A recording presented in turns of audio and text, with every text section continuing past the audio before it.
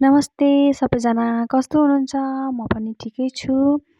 अनि आज चाहिँ अब एकदम मोमो खानु मन लाग्यो कि अनि त्यही भएर म चाहिँ यहाँनिर मोमोको लागि रुँदै प्याज काट्दैछु।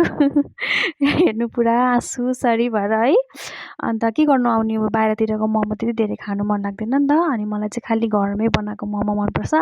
एकदम टेस्टी पनि लाग्छ है घरमा बनाएको।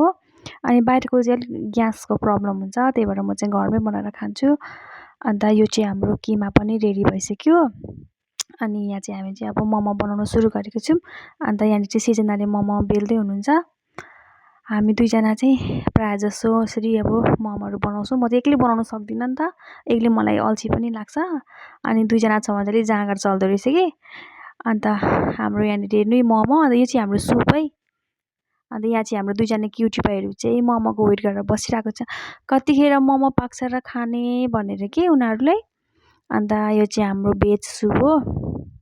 हेर्नु यहाँनिर हामीले सब्जी भरभर के सब्जी हालेर बनाएको सुप। अनि अहिले अब मौसम अनुसारको त सुप चाहियो नि त होइन।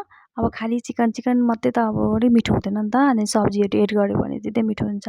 अनि हामीले चाहिँ यहाँनिर झोल मोमो ट्राई गरेको।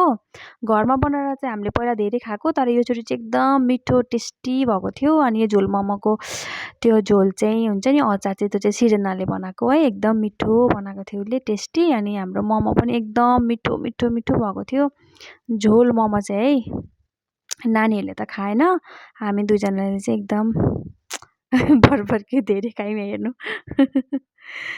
अन्त तपाईँहरू पनि घरमा ट्राई गर्नु होला है। एकदम मिठो हुन्छ, टेस्टी हुन्छ। बाई।